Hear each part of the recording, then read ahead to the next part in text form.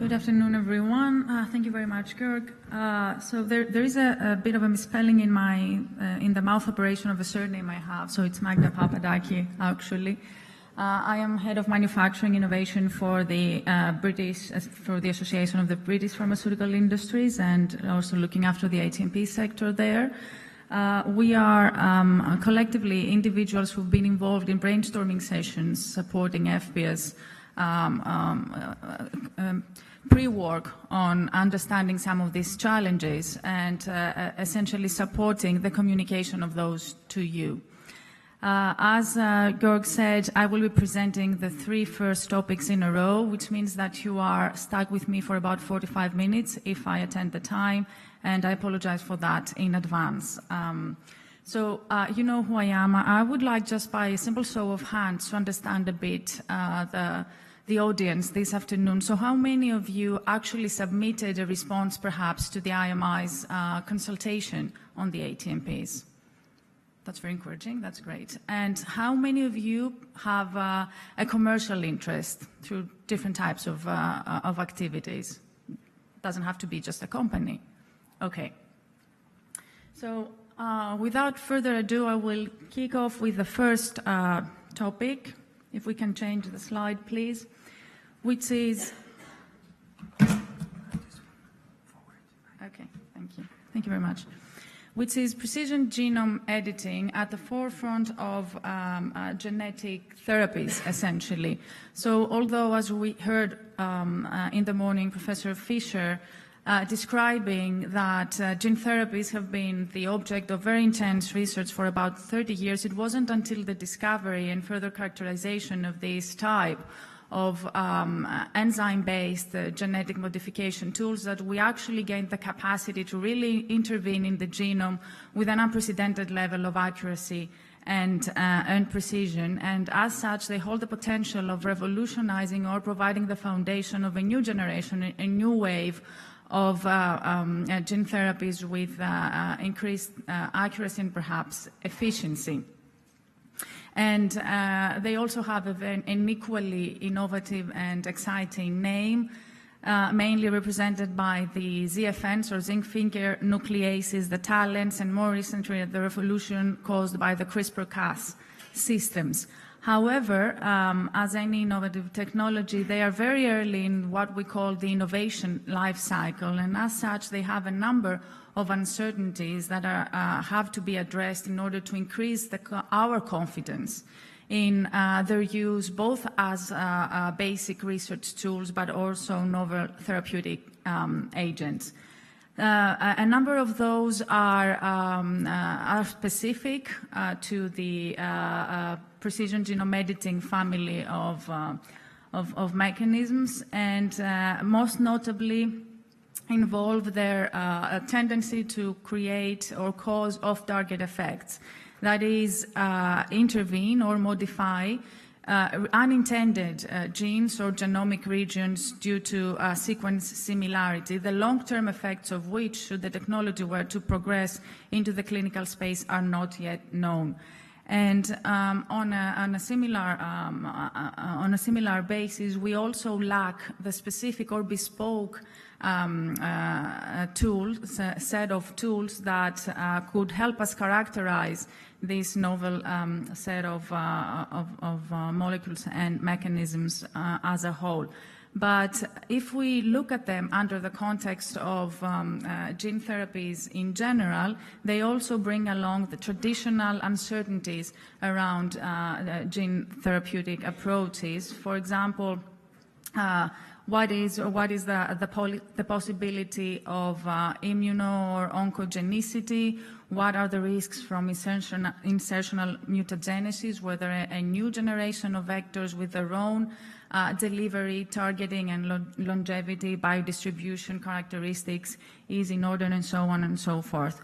But outside of the technical difficulties and challenges, they also put regulation to the test, because they exceed the capacity of the regulators to understand and thus use them, qualify them, and rely on them in a predictable manner. So there is clear need to start and establish a dialogue with the regulators so we can generate a set of frameworks that will allow for that uncertainty to be tackled, and also allow the flexibility to incorporate new knowledge around these really recent systems. So as any novel and poorly, let's say, characterized technology of high promise, they lend themselves easily to the generation of a platform for dialogue and collaboration between pioneers, either from academia or industry R&D, as well as regulators and policymakers, to start addressing gaps and challenging in our understanding both of their basic biology but also their function and applicability, so that at the end of the day we can produce the tools and processes that can increase our confidence in the safety, efficiency and effectiveness of these technologies, both as novel tools but also perhaps therapeutics. These are just topics that were discussed. The list is by no means exhaustive of the type of outputs that such a pre-competitive collaboration could generate. For example, we could be looking, as was the case with earlier consortia around induced pluripotent stem cells, at novel characterization assays and tools that could target the problem that I described around the off-target effects, or that could help us increase the targeting specificity on targeting use of these tools, like novel new generation sequencing platforms that generally the volume of data analytics for which exceeds the capacity of single universities or organizations. Or they could also accommodate work to optimize the tools as they are, novel bioinformatic tools and guidelines for the design of PGE sequences and guide sequences, as they're called.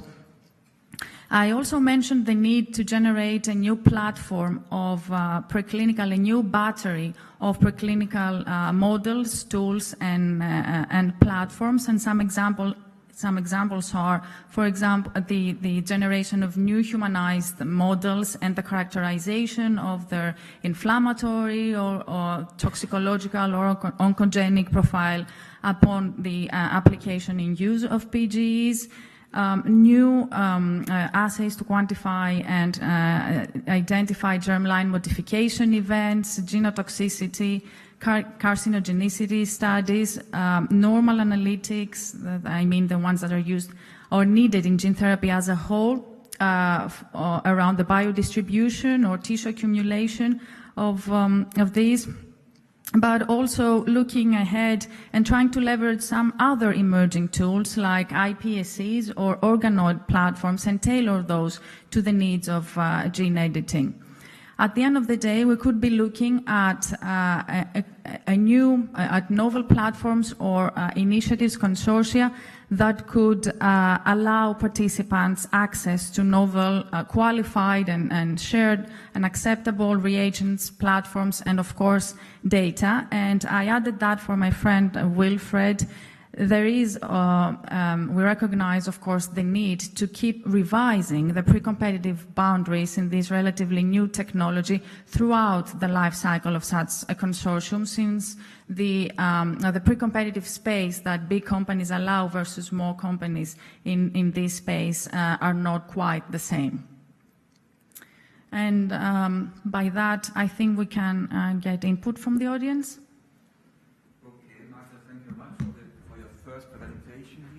Now we have 5 minutes for input from the audience here.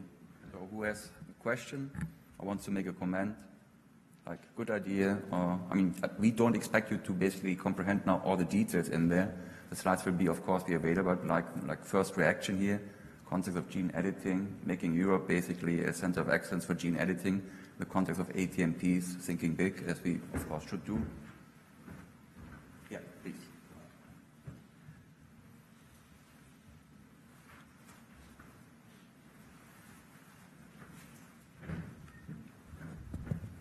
I wonder if you have considered in the development of new preclinical cell animal testing paradigm, if the facility that are available to make this testing, that means, for instance, the Eurobioimaging Consortium, will be involved in this, and more than that, if the actual capability of the machine will be able to give you the information that you like to have. I don't quite get the question. If we have considered that, you mean? Two things. One, to take advantage of the Eurobioimaging platform that they have basically, by definition, they have to serve the people with the animal testing facility. And second, the more important thing, if you have an idea, if the machines that are available will be able to give you that information in terms of efficiency, resolution, etc., or if you want to develop new animal machine. Well, that is, at the end of the day, going to be prioritized by the composition of the consortium. But there are two points I can address already, and it's great that you bring them up. First of all, a consortium like that will leverage activities that are already underway and learn from those. For example, there is a similar project that IMI has done around iPSCs, looking at gaps there, and there's a lot of learnings, even practices that can be shared, and the same goes for other initiatives. The second one is that I can't answer at that point what exactly is going to be the output. This is subject to further stakeholder discussions, but there could be a balance of deciding to design things de novo versus try to test existing methods or animal models and evaluate their utility, essentially. Yes, please.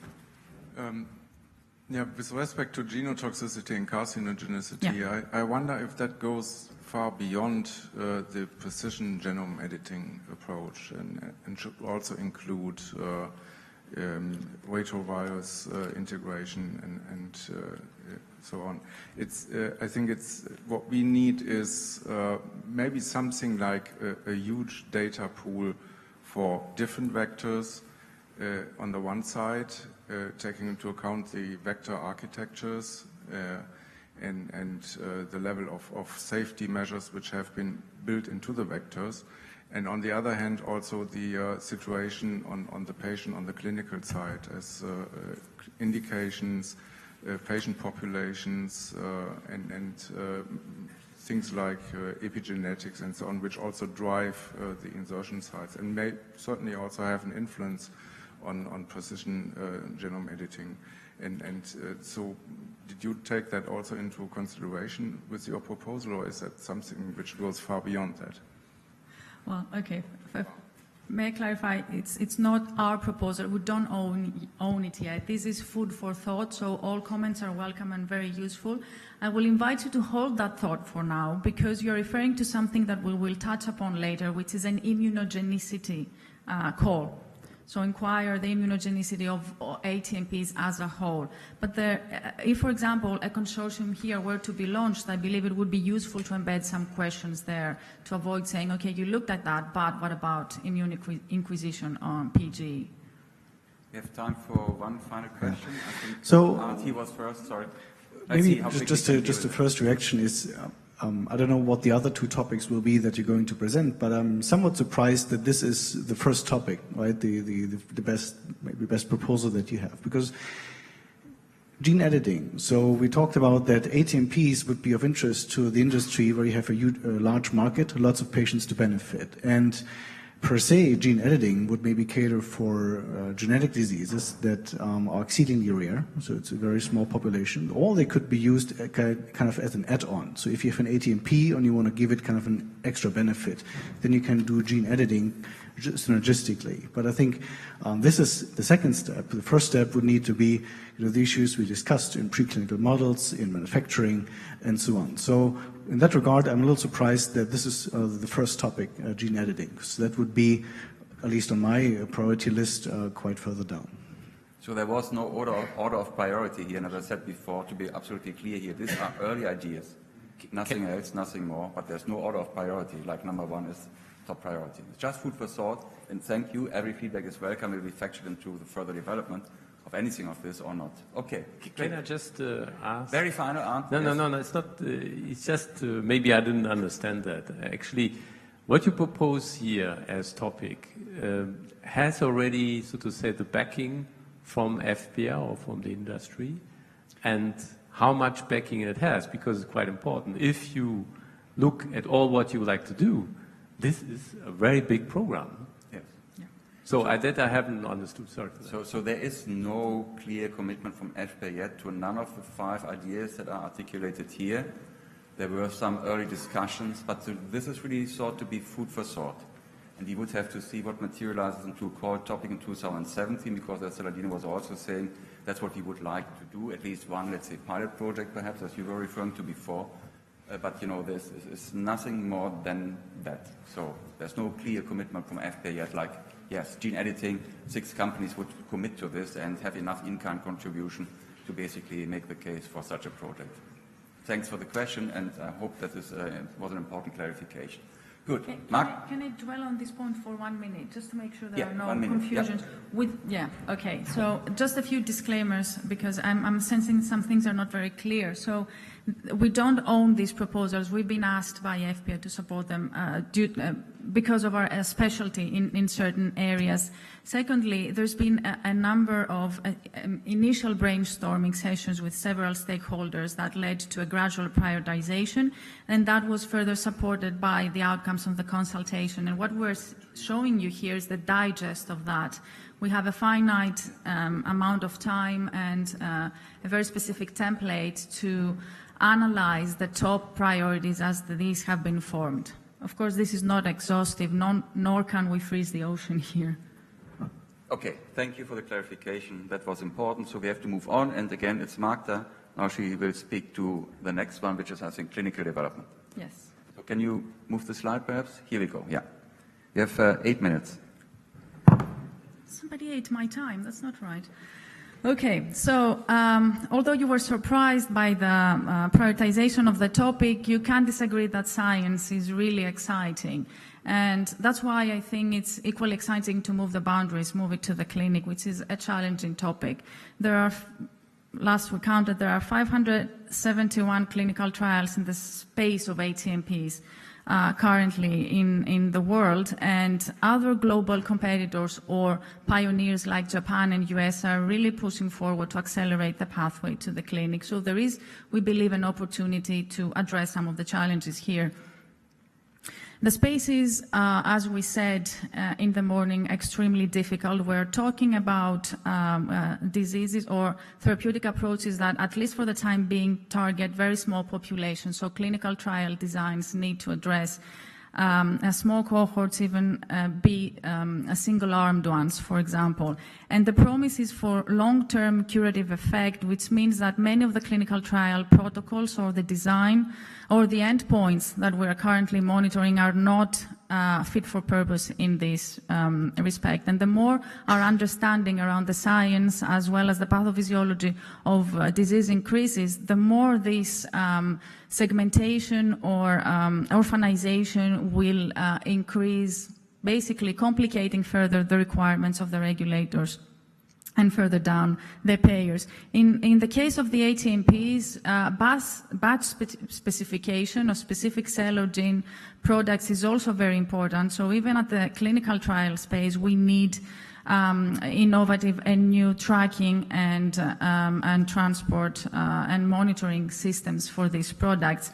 And if we also add to this equation the increased tendency or pressure to move towards accelerated patient access, there is the gap around embedded HTA pricing evidence earlier and earlier in the clinical development, which means that the use of data and the necessary infrastructures to allow that become an ally in increasing the confidence around these non-conventional ways to do clinical trials now. And what we've been traditionally using for data in this space have been registry to monitor efficiency, safety, real-world effectiveness of products, the natural history of the disease, and the outcomes to patients. So although we are not, Carol, and I say that for you, teasing that apart from the continuum of development here, we're trying to take a deep dive into what is the enabling infrastructure we need to allow our understanding to increase. Again, this is an area that we believe lends itself easily to the convergence of different stakeholders that can start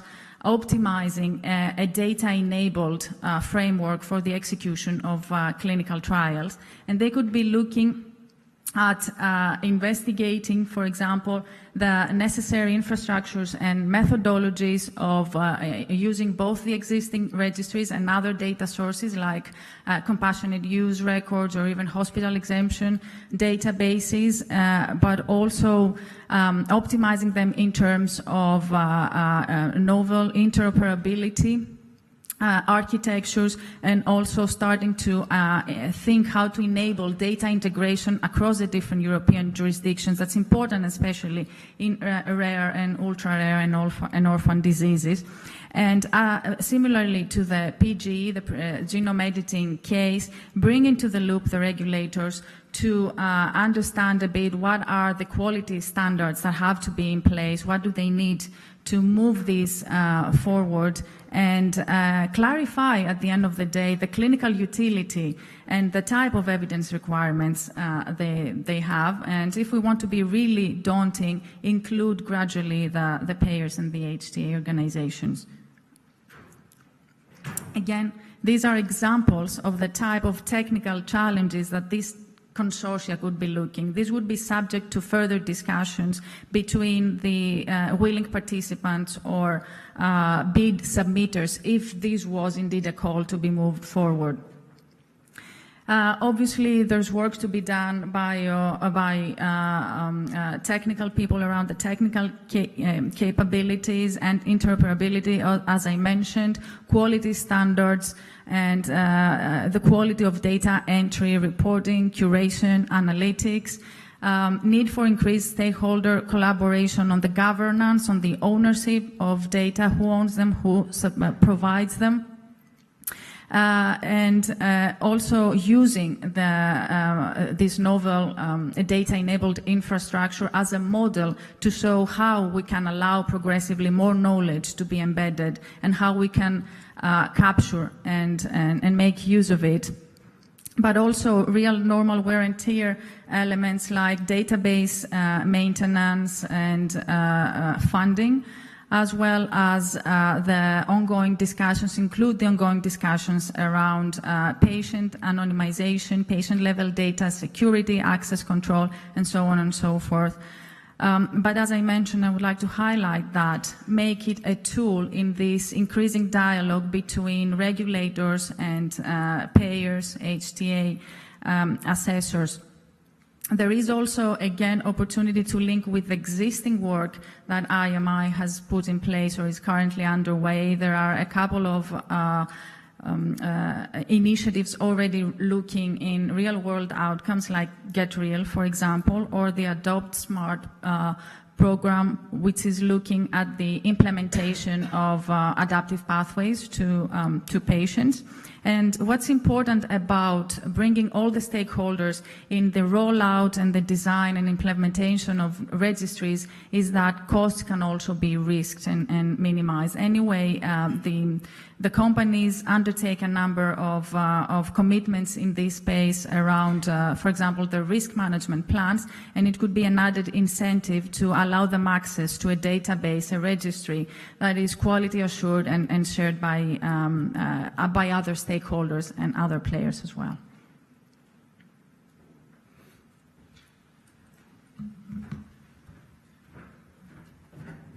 Perfect on time, I think. Thank you very much. So, reaction from the floor? Yes. I think this is very nice presented. Some recommendation from my side, because there were a lot of activity in that direction in the FP7 and also now in the Horizon 2020 program.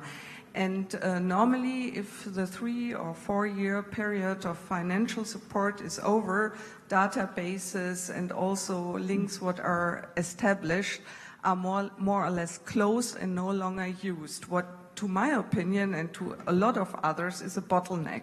And there were very nice surveys to different ATMP centers in Europe, and a lot of things are collected already in that direction. And to my opinion, it makes sense to link that together with already existing groups on the EBMT, the ISCT side, and so on, and to bring together what already exists together with new activity under the rule of EMA.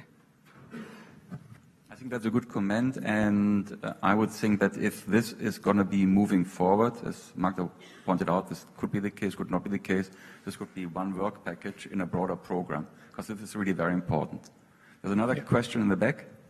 Since we're all happily awaiting the new clinical trials regulation with a huge database for all kinds of clinical trials, and many funded projects related to a better exploitation of data using the data registry, which will be established and probably up and running with the beginning of 2018, wouldn't it be useful to establish tools that are linked to this one and only gate where all clinical trials will be entering anyway, so that we can, with modern technology, probably extract information related to ATMPs, to cells, to gene transfer, and other interesting questions. So what I mean, it's probably not necessary to reinvent the wheel, but if this huge database is coming now and we're not entering our clinical trials anymore into clinicaltrials.gov, but into EUDAPharm, it would be useful to establish a link, especially for ATMPs, perhaps also for the hospital extension, and use this one and only major hub that we will have in Europe, that we will have to use. Yes, actually that would be the idea. It's the clinical trials regulation. It's also the EMEA registries pilot that was recently launched. That's why this is going to be more of an ecosystem rather than just an industry, academia partnership. This needs to bring all these players, so they allow the consortium to canvas what is out there and properly link it. Just imagine that ATMPs, because of the urgency and the clinical trials currently underway, especially in immuno-oncology, let's say, provides a timeliness to use it as a pilot, do a deep dive, essentially. There is no intention to reinvent the wheel, rather to use it as an opportunity to connect the dots. I have a question here. So thank you, Magda. Does that include also a clarification or clarification of the requirements for environmental risk assessment that's linked to the CTA, or is that out of scope? Okay, you had that in store for me? No. Well, yes, absolutely. I mean, there's been a recent uptick in the interest and the commotion around that, and yes, it would be a consideration there.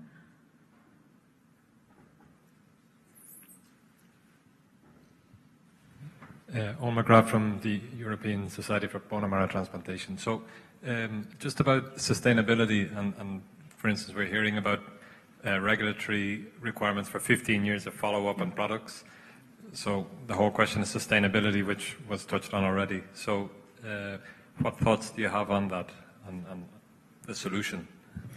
What do you mean? How to maintain databases which would have very different interested stakeholders? I'm thinking of our EBMT registry, sustained right now with a mixture of membership funding, income from a meeting, and commercial sponsors. If there are other stakeholders involved, is there any kind of idea about sharing, support for costs, etc.? Well, yes, that's an output. That's not necessarily a design requirement. So the quick answer is to get people like you around the table to really help shape the work packages adequately. Yeah, and that needs a detailed discussion, but of course this is very important. Last question. Fully supportive of this initiative. It's absolutely essential. But one of the key questions, the overarching questions, is that this model presupposes that there are individual bespoke registries, whereas another model is using data that's already generated or making the systems for routine collection of clinical data fit for purpose for these types of exercises. And I don't know to what extent the IMI initiative can try to address that issue, because the sustainability of hundreds of thousands of different databases or bespoke registries, I think, will become a problem in the future. Yeah, I mean, this is an important question which came also up in the context of other IMI projects. Yeah. What about sustainability and their potential path forward? But this needs a detailed discussion. Perhaps we have more time for this, but this is a very good question. Okay? Yeah. Last but not least, for the first three, Magda again, on patient access. If you can make this in 10 minutes, it would be great. Okay, thank you. Very kind. Okay. So, again, going back, we didn't tease clinical trials apart. We're going to go back and full circle into the ecosystem question again. What we said at the precision genome editing case at the beginning is that this technology basically exceeds the capacity of the system to absorb it. What this means is that we need a system overhaul at this phase for the field of ATMPs. And to start from the beginning, we need to tune our thinking, sync our thinking correctly. And an important realization in trying to understand what are the intricacies in this space is that compared to any other established value chain, small molecules, biologics, or vaccines, Professor, the name now escapes me, Fisher, thank you. Professor Fisher in the morning talked about the analogies with monoclonal antibodies. Certainly there are numerous, but here we're talking about a much more linked and joined up value chain. For example, to give a few use cases, GMP becomes relevant as early as the preclinical R&D here, even the discovery phase, and we come across it again after clinical adoption, where the health systems, the cycle of care essentially needs to become a partner in manufacturing. Whereas the clinical assessment and the clinical adoption, or the clinical trial patient and your consumer at the end of the day, are intimately linked. So what we see here is, rather than moving through a sequence of doors, we need to adopt a much more consolidated and seamless approach across the pathway from discovery to development to clinical assessment, licensing, and pricing or reimbursement. As we said, a lot of the evidence, a lot of the promise is kept for the longer term. As Carl exemplified, we don't know what adverse effects are going to come up in 3, 5, or 10 years' time. And even if you use the same patient, cells from the same patient twice, that is an N equals 2. So a lot of these information compared to other therapies at the point of either regulatory or pricing assessment are very limited. So there is a shift, a need to move from the predictive tools we've been using to actual real-time monitoring and the systems that go with that. And that also has ripple effects to the financial infrastructure, the appetite for investment, since investors now become much more knowledgeable and sensitive to what are the data repositories or infrastructures that are available, what is happening with the new regulatory guideline or whatnot.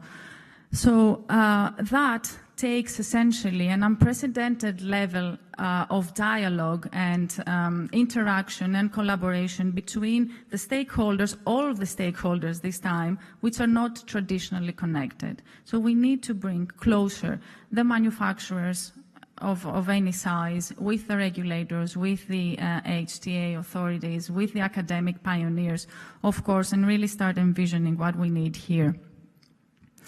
And as I said, a collaboration, a public-private partnership, and neutral or safe haven environment is the only way to start aligning incentives and decision-making evidence, perhaps necessary trade-offs, looking, however, across the value chain and start clarifying what are these, but also create a framework that can allow us to become more comfortable, essentially, with that uncertainty, and have built in sufficient flexibility to accommodate new knowledge around all these products as that becomes available, but also pressure test and see how much of the existing flexibility we can leverage, both in terms of utilizing some of the payer and reimbursement and coverage systems that are already in place.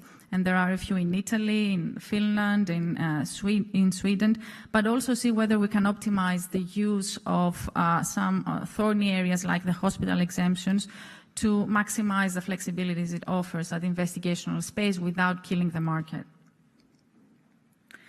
Now, what such a consortium, for example, could allow is a dialogue between companies or commercial people and their governments on what is the actual impact of their policies they put in place. But it could also allow them the capacity or the ability to change their business, their health economics, their market access practices in real time.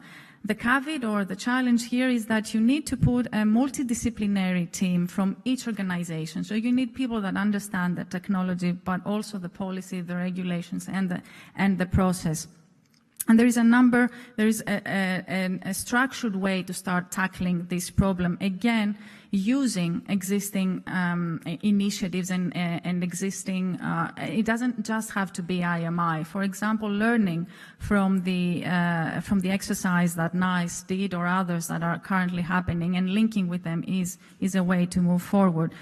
One would ask, an investor would ask, okay, what do you have? What is coming out of the pipeline? Which are the areas more likely to be revolutionized by these products in the following years?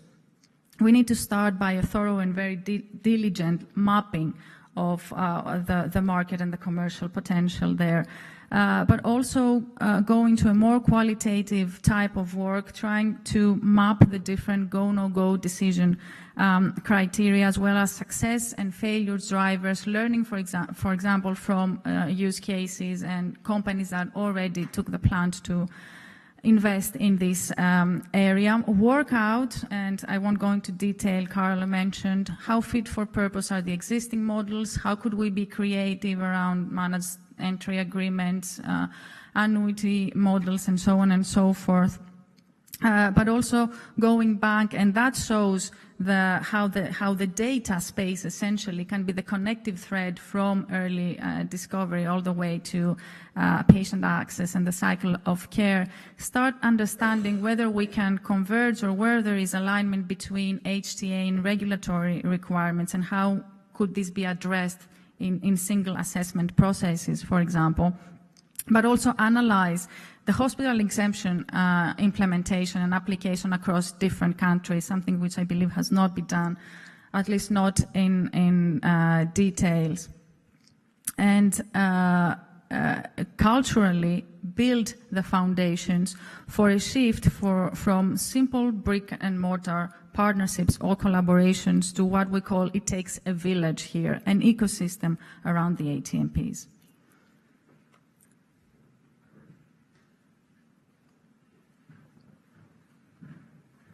Thank you very much. That was 8 minutes. So we have extra time for questions. Who has questions? Yes, please.